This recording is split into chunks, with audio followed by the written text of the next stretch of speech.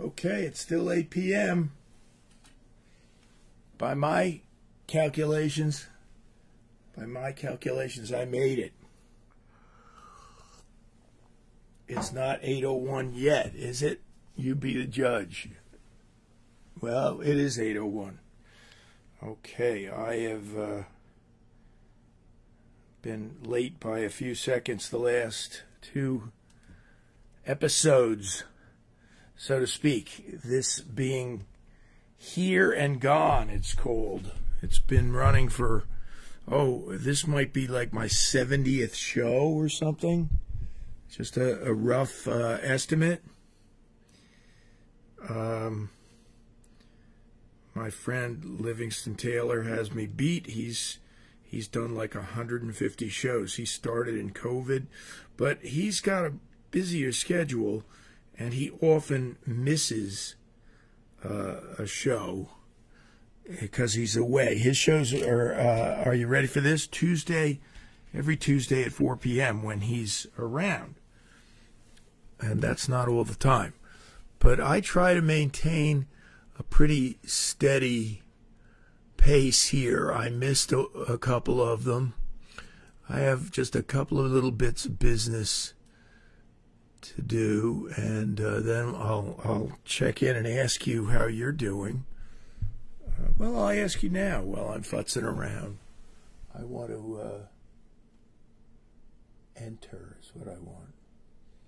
Yeah.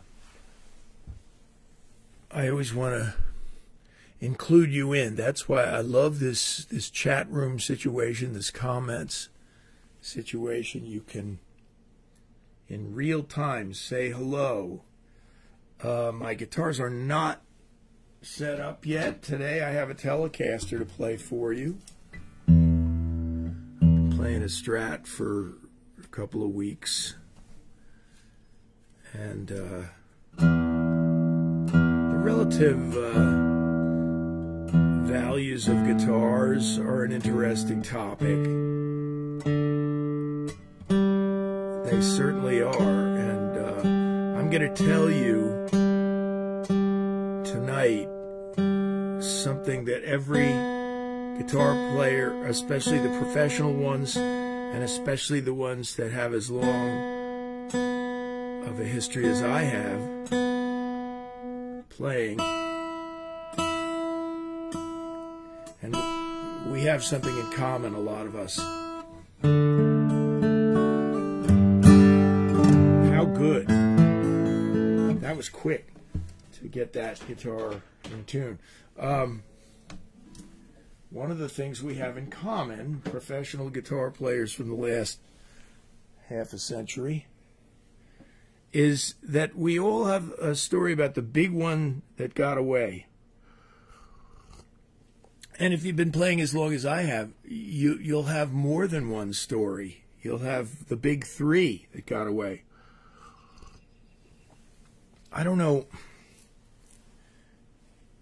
what we can learn exactly from this type of story, but is it a lesson about boldness and acting when you can't? Not really. You know, the biggest fish that I ever let get away, really I had no chance of buying. I was in my 20s at the time, and this 1950s white Stratocaster with a maple neck that was unplayed, from the 1950s, unplayed. It had the price tags on it. It was at the place in Red Bank. I think that place was called Guitar Trader, and I'm pretty sure that's where Bruce Springsteen bought his Telecaster. So he and I were haunting the same store around the same time, him a little earlier than me. Hey, I got this running.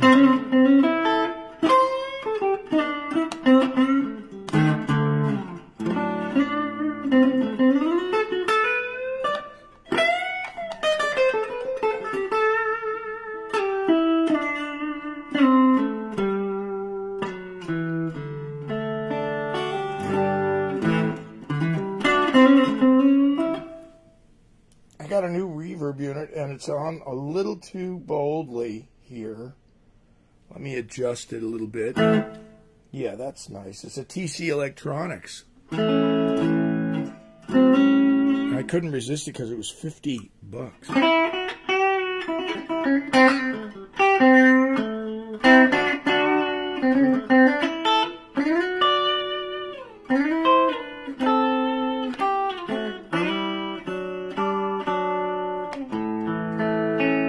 Well, let me check this thing, because I just detected something that wasn't kosher.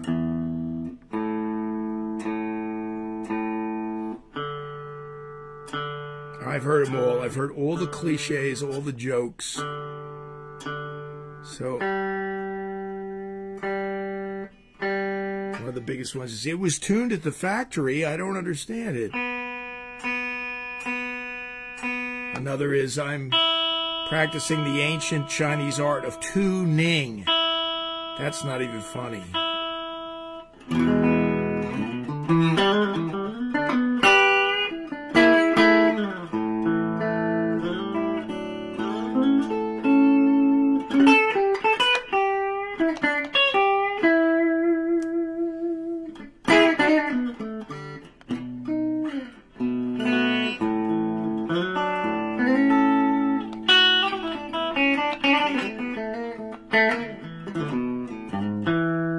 Yeah, okay, that's pretty sweet right there.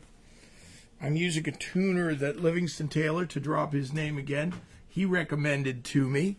It's on my phone. It's called ClearTune, and it was like $2.99 as an app, and it's the best tuner available anywhere for $2.99. The first tuner I ever bought, friends. Yeah, hi, Larry. I've got 5 of these hats now, I think.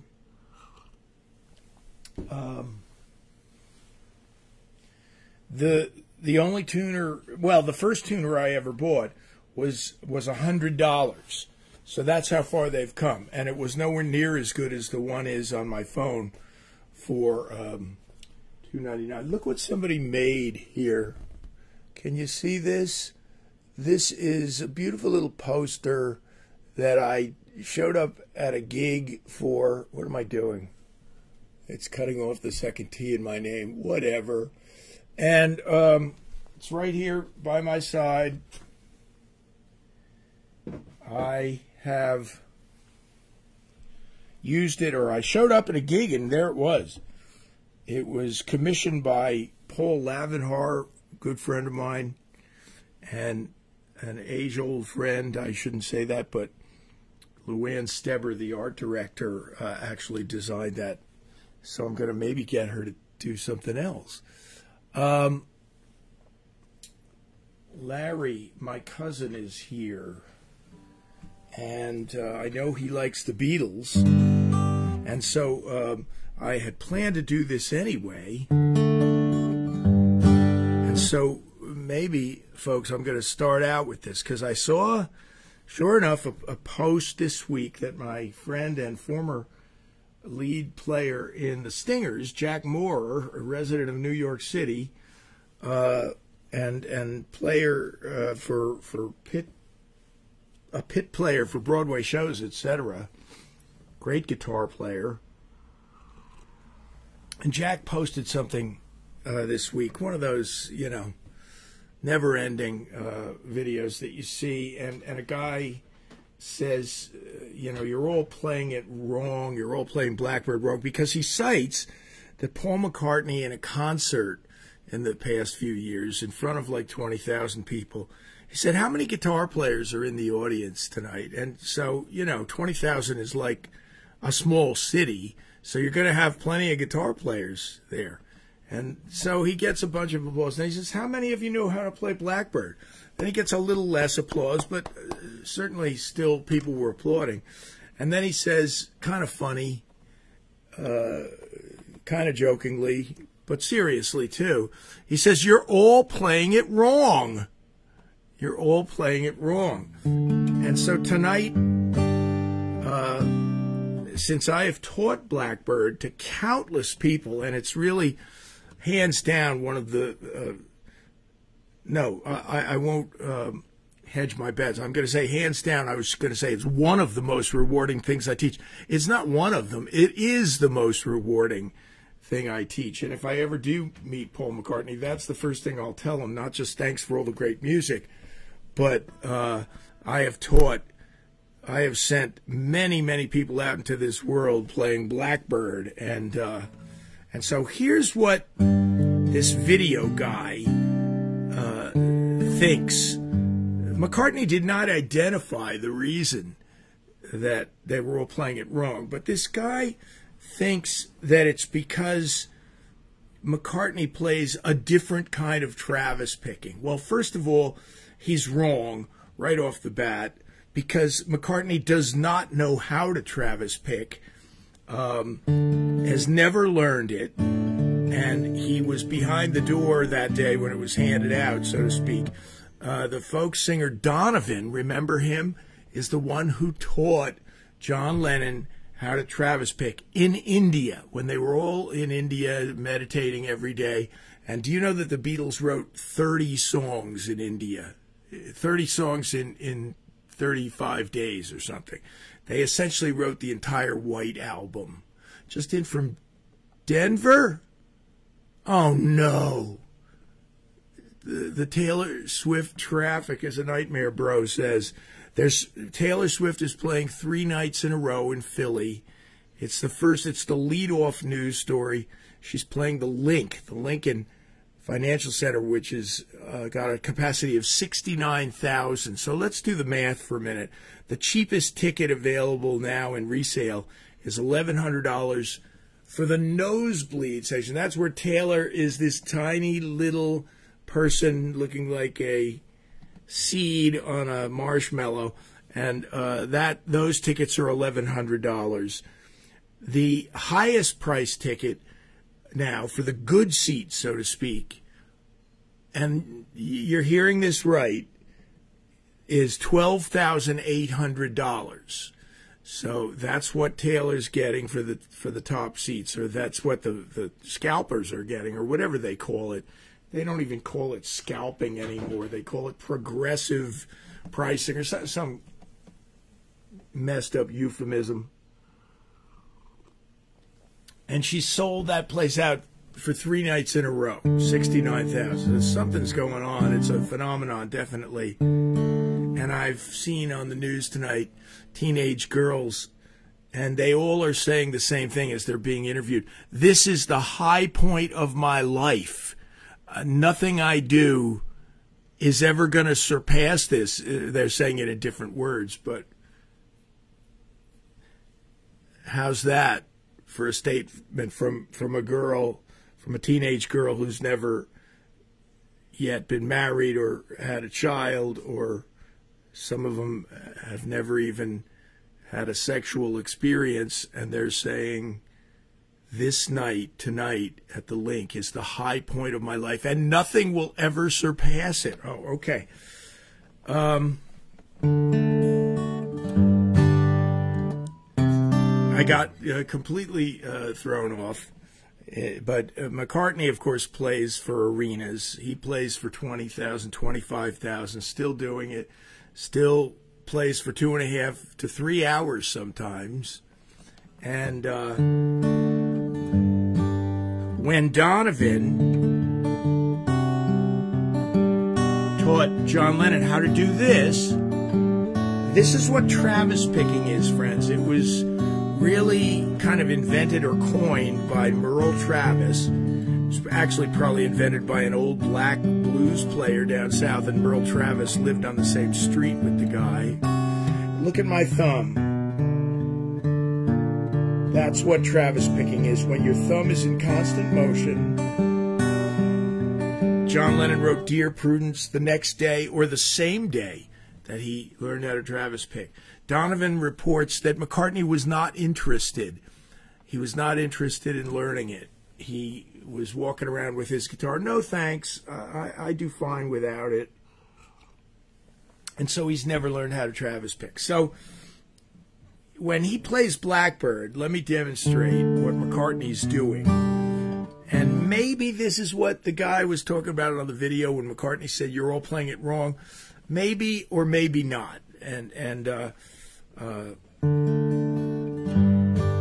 Maybe the greatest album on the White Album, certainly the greatest acoustic guitar song of all time, the greatest acoustic guitar pop song. It's like a little mini symphony, and there's nothing in it except guitar, McCartney's vocals, and his foot tapping. So that's an economical way to make a record.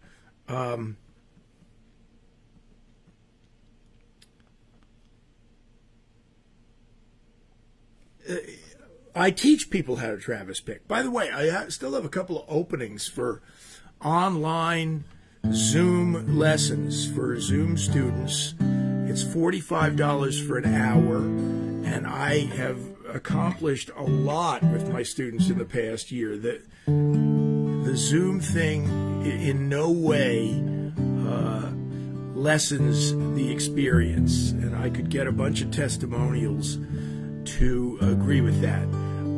When I teach people how to Travis pick, I often teach them the Blueprint song that I use. And did Merle Travis use a thumb pick? Jerry Reed did. And I'm going to use a thumb pick just to make that bass come out a little more. And I use Helplessly Hoping by Steve Stills, but recorded by Crosby, Stills, Nash. And this is maybe the greatest Travis picking song of all time, to me, as an accompaniment part. And again, this record is just one guitar and 6 voices. Crosby, Stills, and Nash double. Helplessly hoping. There's a really funky chord.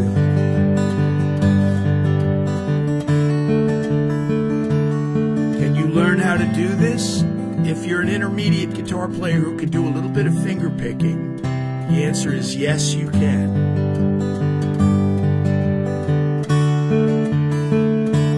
And choking on hello, they are one person, they are two, they are 3 together, they are 4 each other. Watch this.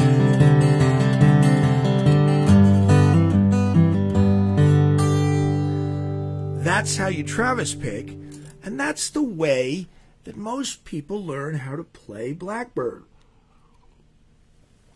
And I've taught dozens of people how to play Blackbird in that way, where you got the thumb going, and here I am, I'm doing it, aren't I? The thumb's in constant motion.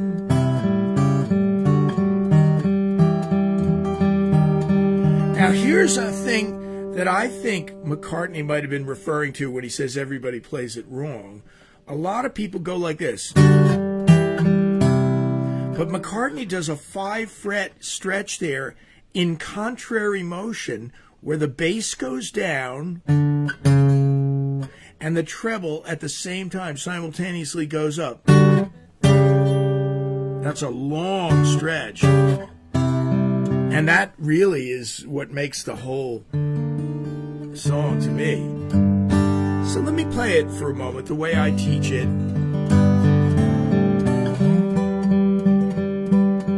Blackbird singing in the dead of night. Take these broken wings and learn to fly. Oh, your life, did you see that?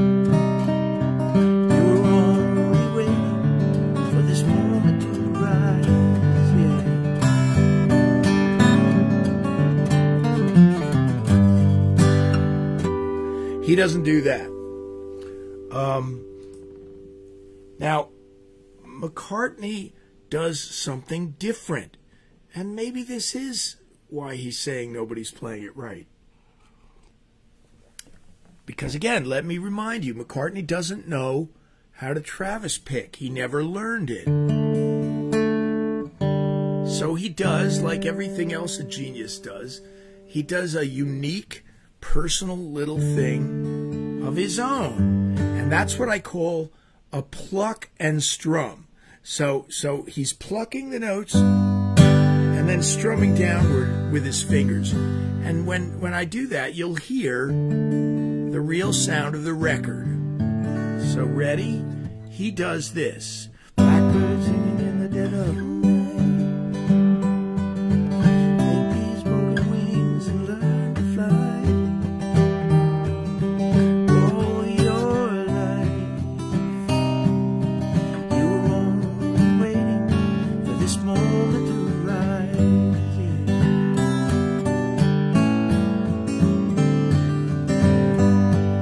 Blackbird singing in the dead of night. Sunken eyes and learn to see. All your life, you're only waiting for this moment to be free. Blackbird fly, blackbird fly into the light of the dark black night.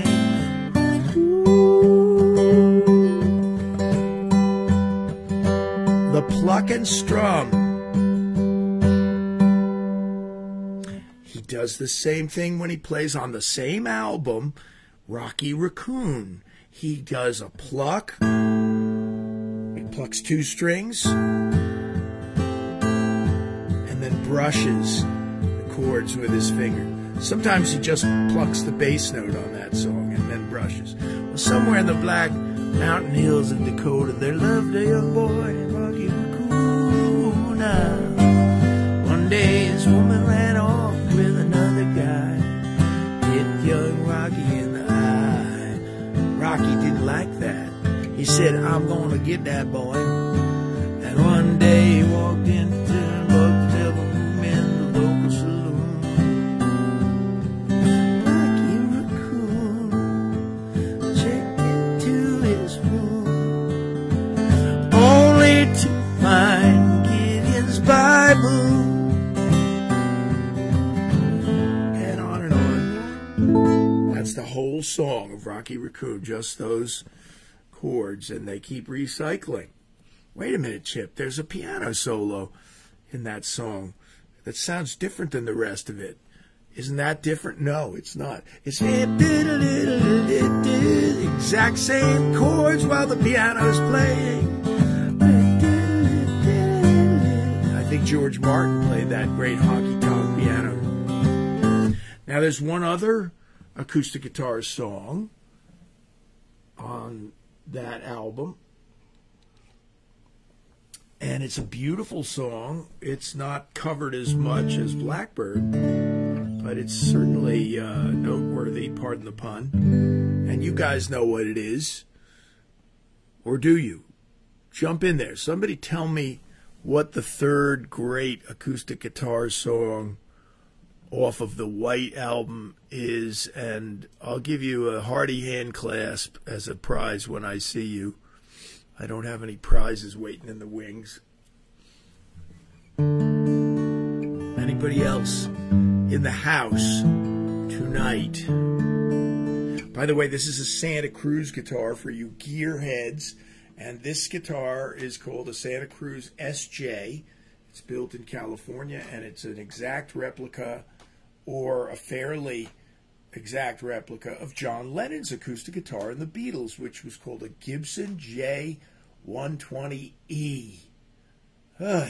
Okay, more than you ever wanted to know, but John and George both got Gibson J120E. The J stands for jumbo. The E stands for electric because they had a pickup right here in the neck. And so when you hear John playing I Feel Fine, he's playing it on the full electric setting of his Gibson. And so it's...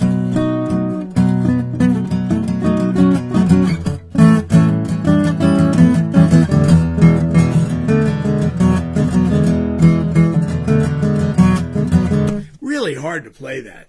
Don't ever estimate John Lennon as a rhythm guitar player. All of that is all pinky action. He must have had a really strong pinky, which is most guitar players' Achilles.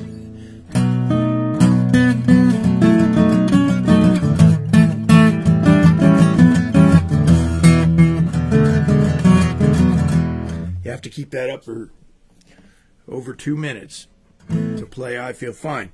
And that was on his Gibson, but also Michelle was on his Gibson, just like this guitar, except unplugged. He didn't use the pickup on Michelle, so when he did that, he went...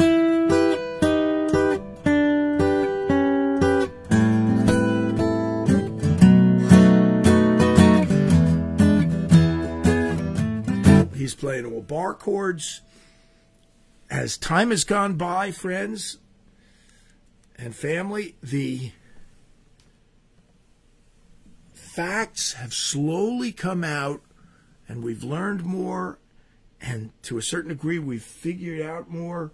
And one of the things we weren't able to figure out, how did John Lennon play so many things up on the neck? He played all bar chords, like in If I Fell in Love with You, Would You Promise to Be True and Help Me? This is also on his Gibson. Understand that I'm...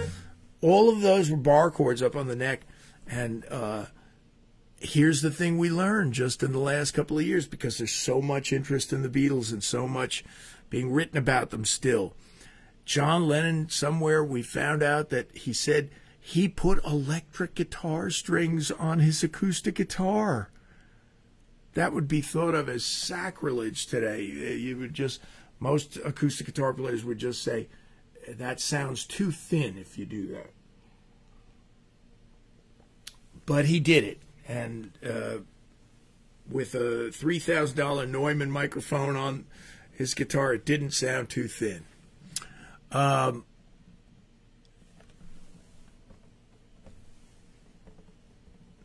am curious about the lack of activity in the chat room. That's okay. Maybe you're just feeling a little laid back tonight. You just want to sit back and listen, whatever. But if you're there, say hello if you feel like it. I have more stories for you. I'm going to tell you about the time I interviewed Kenny Rankin, who played Blackbird and recorded it on a nylon string guitar in his own completely unique way. And let me demonstrate it. He even added some other intervals to it that McCartney didn't use. So he went like this. That part. This isn't Travis picking or brushing for the strum. This is a arpeggio. And he went scatsing. Ba-da-da-da-da, ba-da-da-da-da-da-da-da-da. In the dead of night, take these sunken eyes and learn to see. Well, I interviewed Kenny Rankin one night when he played in New Hope, and I said, John Lennon and Paul McCartney asked you to sing your version of Blackbird at their induction into the Songwriters Hall of Fame. I'm chuckling. Yes, Scott, you're right. At the Songwriters Hall of Fame, which is in Manhattan, not in Ohio. That's the Rock and Roll Hall of Fame. There's all kinds of halls of fame.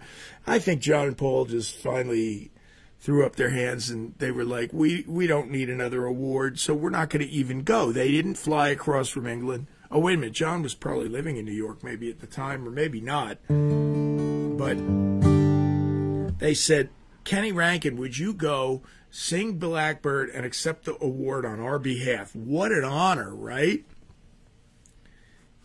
And so there I am in New Hope, Pennsylvania. I'm interviewing him for the Bucks County Herald. Let me take a quick look here at my monitor for a sec. Okay, it looks a little kosher, a little off-kilter, but we're in the kitchen here in Bucks County, PA, What do I do to get this? Now I got to minimize this again.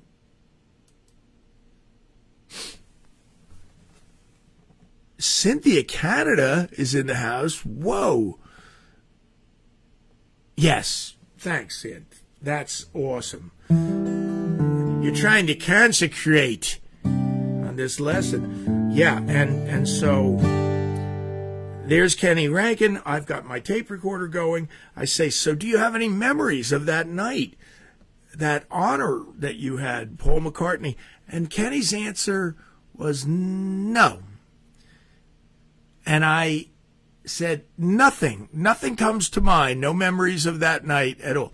Not really. Okay, let's move on to the next question then. Let's see. I have about 10 minutes of flop sweat on that recording, and it was the worst interview ever. Kenny Rankin was the worst interview subject ever, and I still loved him till his dying day. He's gone, sadly. He was a musician's musician. My friend David Spinoza arranged and produced and played on one of his great records. He started doing standards at the end of his life.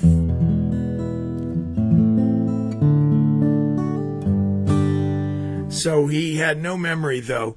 And in fact, I have to punctuate the story by telling you guys this. This is just a classic moment to me.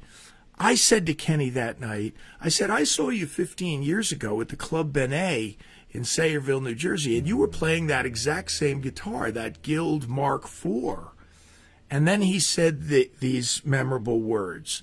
He said, it's the only guitar I've ever owned. Thanks, Larry. Kenny Rankin said to me backstage at Odette's in New Hope, it's the only guitar I've ever owned. I got it when I was 9 for Christmas. And I went, wait a minute. Come again? What? This is the only guitar I've ever owned. I say, well, what if you're on tour and the neck goes out of adjustment? And what do? He goes, the concert is canceled. And so I said, well, what if you got a 45-piece orchestra like he's recorded in L.A. with a 45-piece orchestra, and your bridge comes up a little or something is out of adjustment? He goes, the recording session is canceled. Okay, Kenny, it's good to hear about a guy who likes something and sticks with it in this era of disposability. I never published that article. I had nothing. I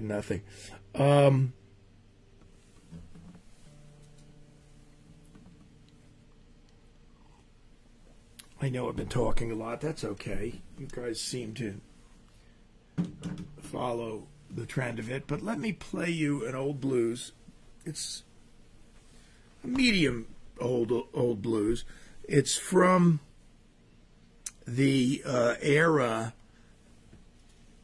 of the 60s and done by one of the greatest blues duos of all time, which was Junior Wells and Buddy Guy. Buddy Guy is still doing it. He's 80-something, and he is super charismatic. And when you go to see him, now, okay, yeah, right. And when you go see Buddy Guy, and I highly recommend it, you'll see one of the most exciting shows around. And he, I'm not exaggerating when I tell you this, when you saw Buddy Guy and Junior Wells was the more charismatic of the two, and he took a lot of attention away from Buddy Guy in those days, and he was just a walking charisma machine, Junior Wells, and he wrote this song, and he was a harp player, blues harp player, one of the best ever.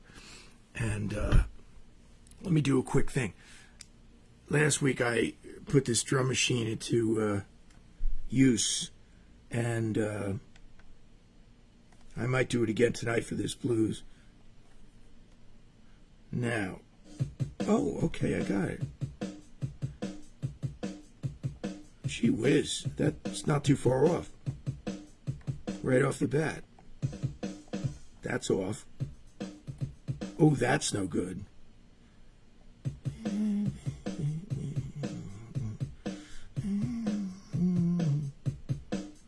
You can hear it, right?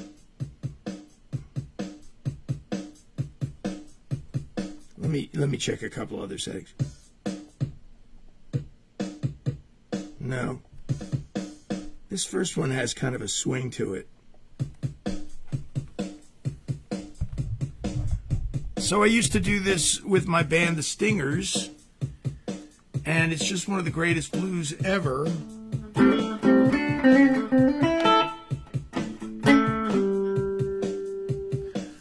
And Junior Wells sings it, Buddy Guy plays on it. Junior's gone now. But let me crank this thing up a little and get you some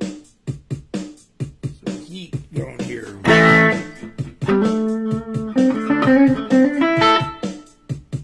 Yeah, baby.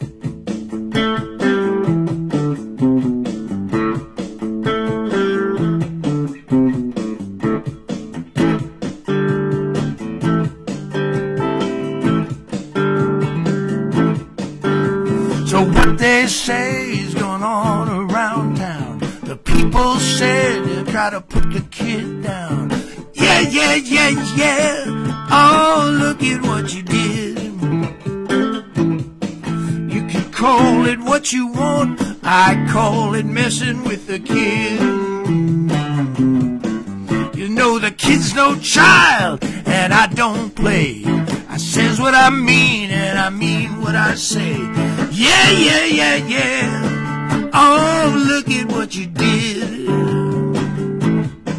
You can call it what you want. I call it messing with the kid. Yeah. Guitar.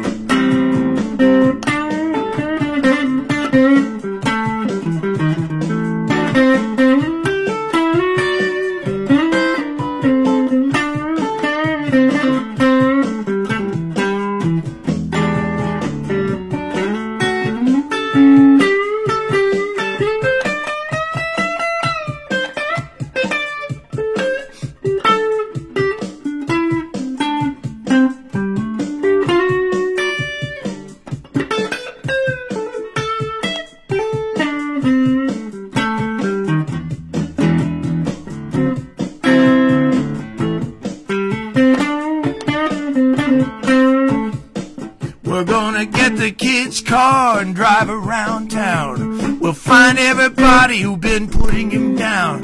Yeah, yeah, yeah, yeah, yeah. Oh, look at what you did. You can call it what you want. I call it messing with the kid. Yeah. Play another.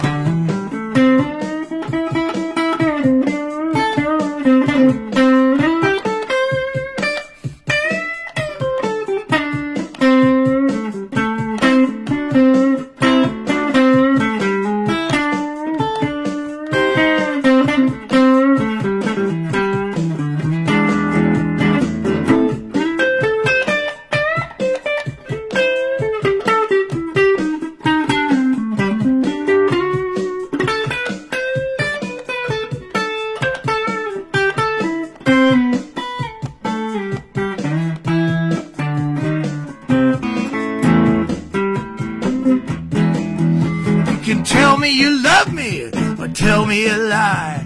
You know that I love you till the day that I die. Yeah, yeah, yeah, yeah. Oh, look at what you did. You can call it what you want. I call it messing with the... Hey, babe. One more.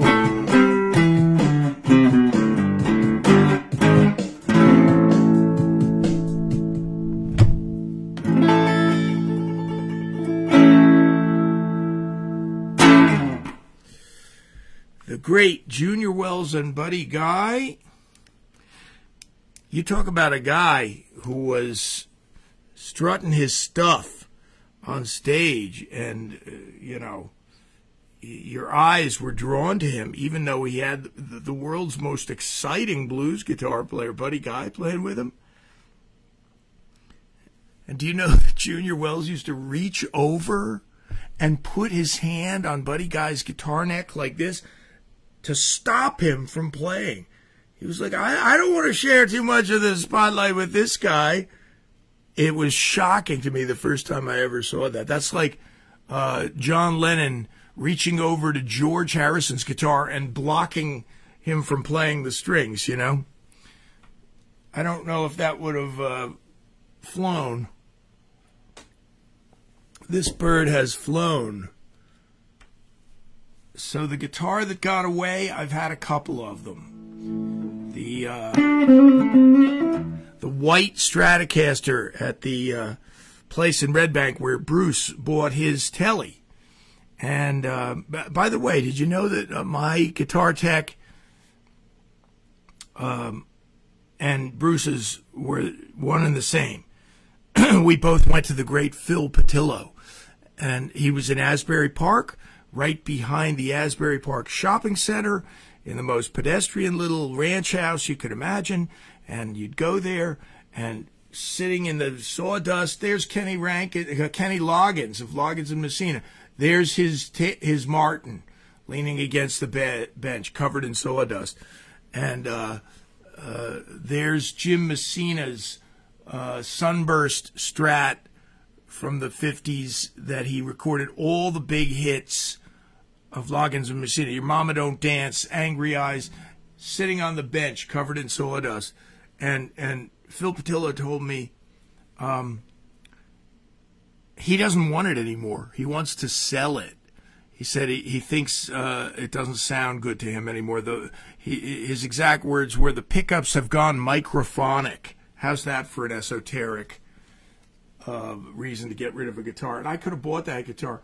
Probably would have cost $2,000 or $3,000. But like the other Strat at the Guitar Trader in Red Bank, the price tags were still on it. They brought me to the back room. They didn't show it to everybody. They knew I was on a record label, so they gave me special treatment. And they came and showed it to me and said it's $1,900, which for me, at that point in my life, in 1978, 79, that was like the price of my first car, So I was like, wow, it's beautiful, but no. Well, second guessing, that guitar goes for $150,000 now. And guess who bought it? Just take a wild stab. Who bought that guitar from Red Bank on Main Street in Red Bank? John Entwistle, the bass player for The Who, bought that guitar, and it was in his collection until he passed away, and then his wife sold it. So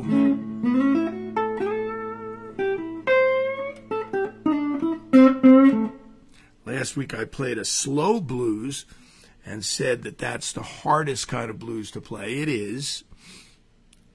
In some ways, all blues are difficult to play, but since I got the Telecaster in my hand, maybe I'll just play you a slow blues of a sort.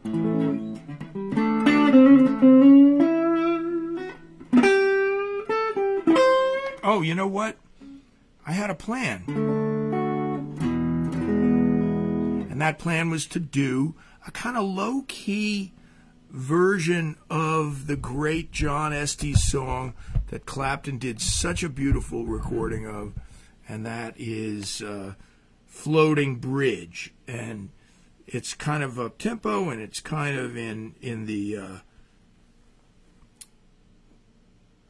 Strat realm, and I'm going to do it tonight completely differently. I'm going to slow it down, find a groove for it that's different than the normal groove. Let me mess with the drum machine. Bear with me. And okay, let's see. We'll forget. No, that's no good.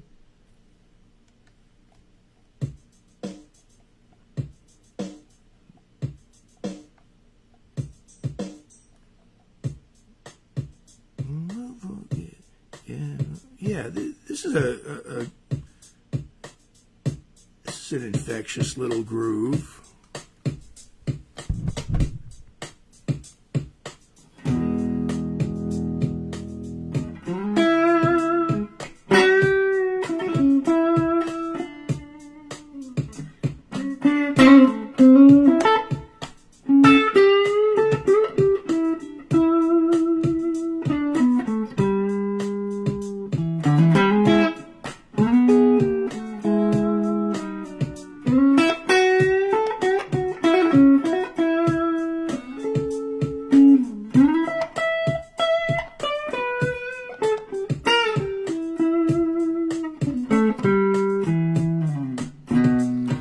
I never will forget that floating bridge. I never will forget that floating bridge. I never will forget that floating bridge. They tell me 5 minutes time underwater I was hid. As I was going down, I throwed up my hands. As I was going down, I throwed up my hands.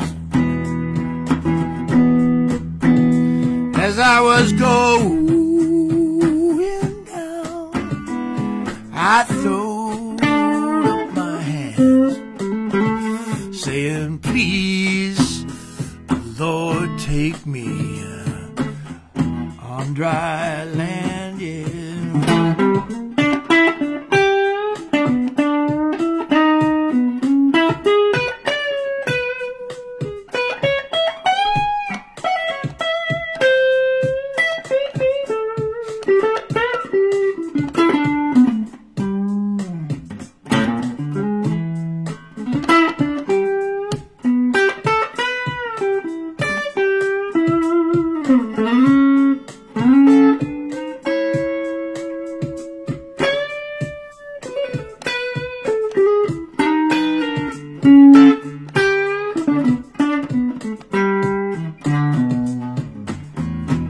They brought me in the house and they laid me across the bed. They brought me in the house and they laid me across the bed. They brought me in the house and they laid me across the bed. I couldn't hear nothing but muddy water running through my head.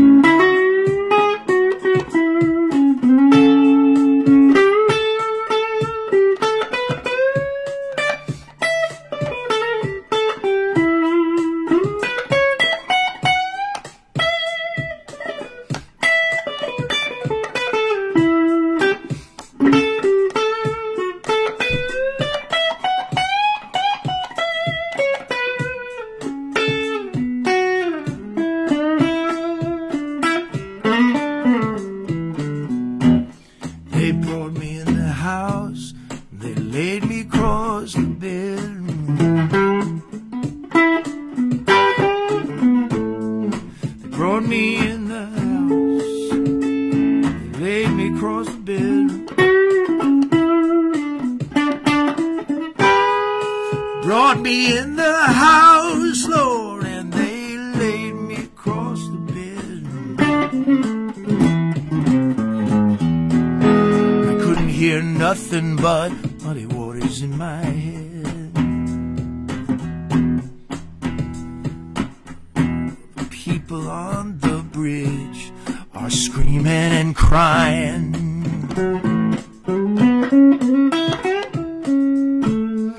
The people on the bridge are screaming and crying.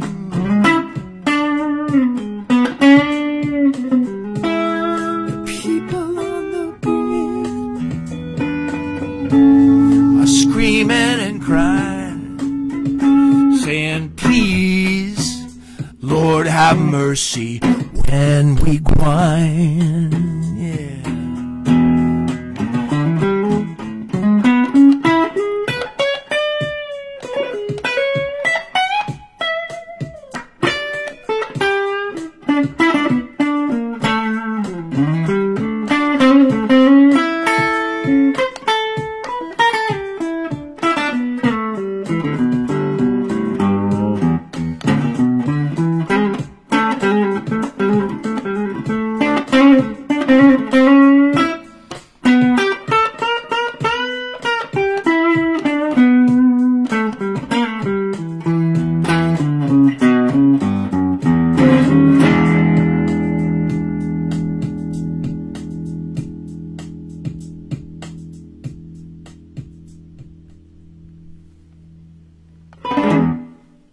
Oh, just one of my favorite blues of all time, a little true story about the childhood experience of almost drowning.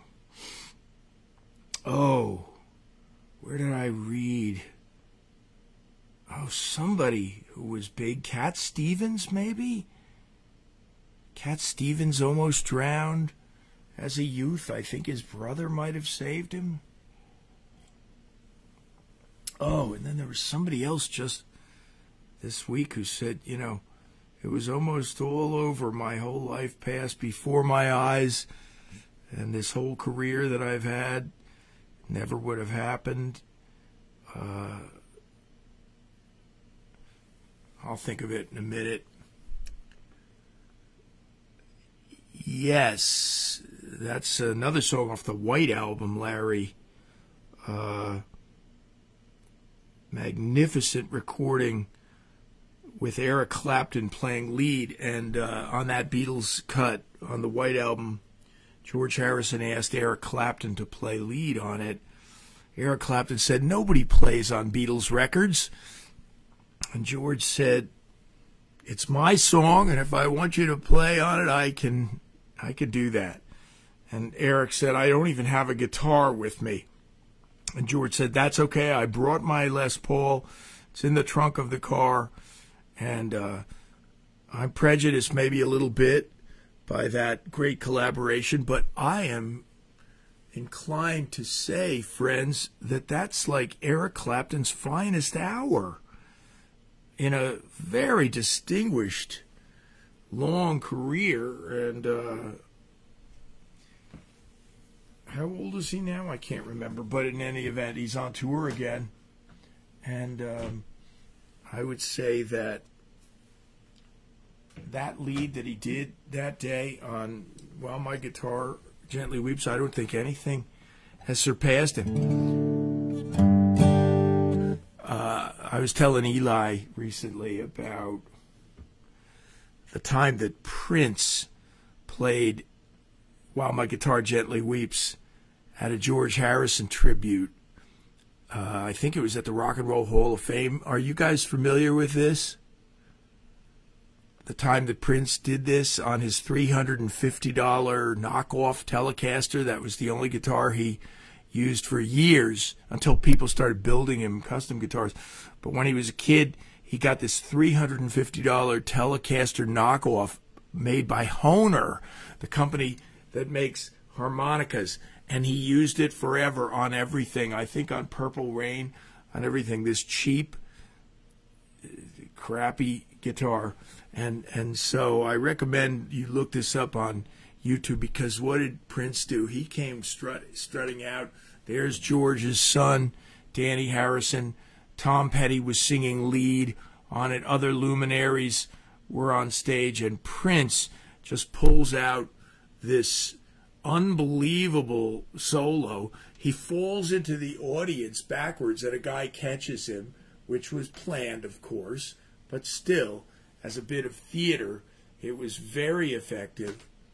And but nothing will ever surpass this moment where, you know, he plays the solo, the outro, a long, long, incredible solo. And here's where I'm going to be a little controversial. I'm going to just tell you that as big a fan I am of Prince's guitar playing, and a lot of his music I really admire, but his guitar playing was flashy that night and very technically superior, but it did not surpass what Eric Clapton played on the original record. This emotional, amazing, actual weeping of the guitar, as Larry pointed out, my guitar is weeping. But, friends, that moment came, and Prince, at the end of the solo, he takes his beloved Telecaster, and he's holding this last note, and then he lets it slide. You hear it going down the neck in distorted volume. And then he picks up the guitar and throws it in the air, and it never comes down. You get it? The people in the audience, the people watching on TV, the band members, Danny Harrison, they're just like, what? What just happened here? Where did it go? Where did it go? He throws his guitar up in the air, and apparently he planned to have a guy catch it. But look, I've got a hat on, right? Prince had a big hat on, and you have to whip this guitar off with a guitar strap behind your hat and over your hat. You have to do all of this in 1.5 seconds and not knock your hat off, which is not easy, just that move, and then throw your guitar up in the air and walk off stage.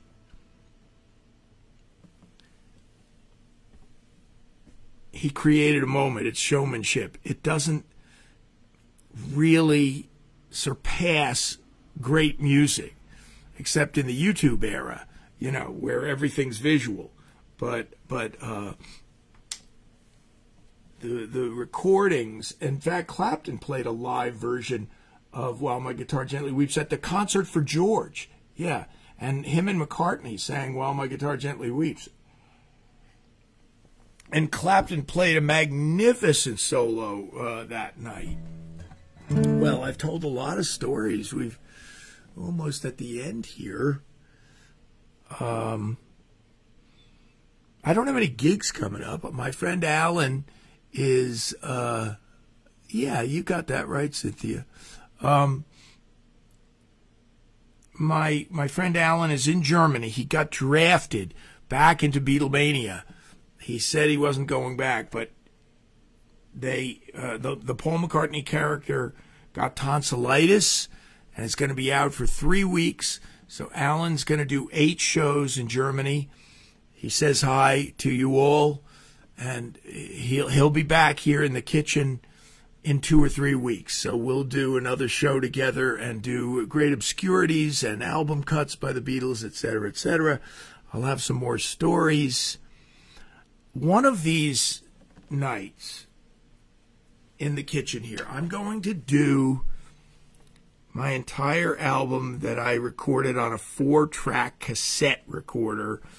Yes, it was after Bruce Springsteen did Nebraska, and I guess Nebraska's having an anniversary, and Bruce Springsteen apparently is very proud of that album, and should be.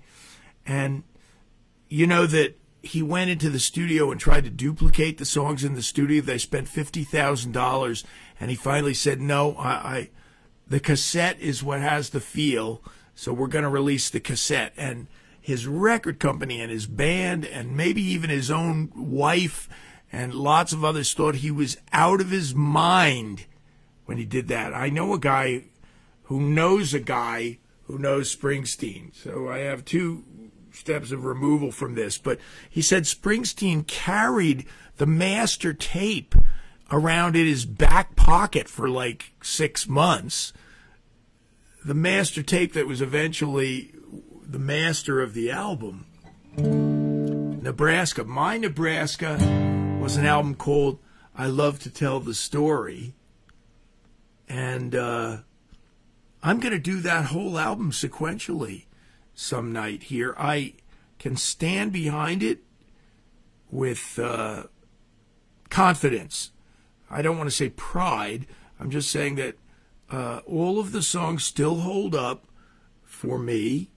And the opening song is this. I'm going to do it tonight to say goodnight to you all. And my niece, Jenny Murgot, out in L.A., she told me she loves this song, so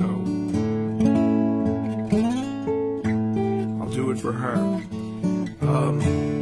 And this was, if my album had a big budget in advertising and a major label, this would have been the single. This would have been the single, and it's called If Only I Could Be With You Tonight. So I'll say goodnight to you with this.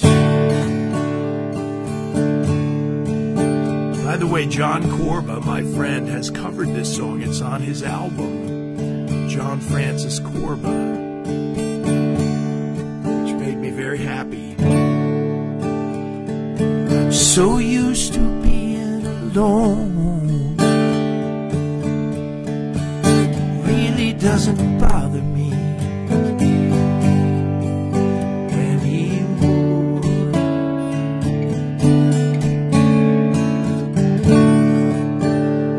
There is always the phone,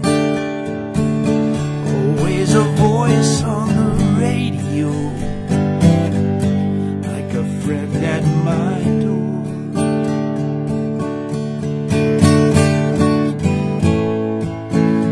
If only I could be with you tonight,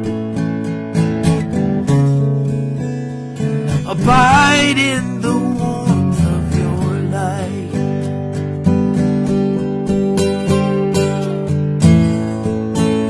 If only I could be with you tonight, yeah.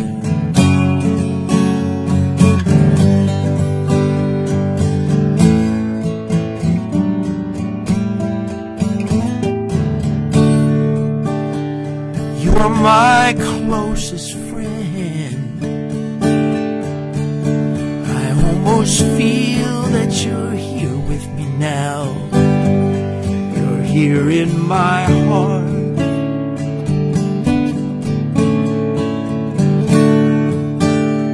And I know in the end we'll be together and no one on earth pull us apart.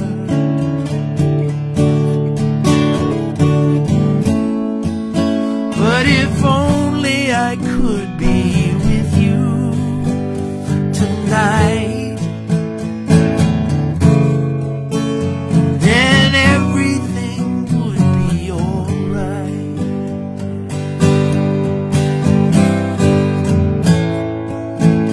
If only I could be with you tonight, yeah.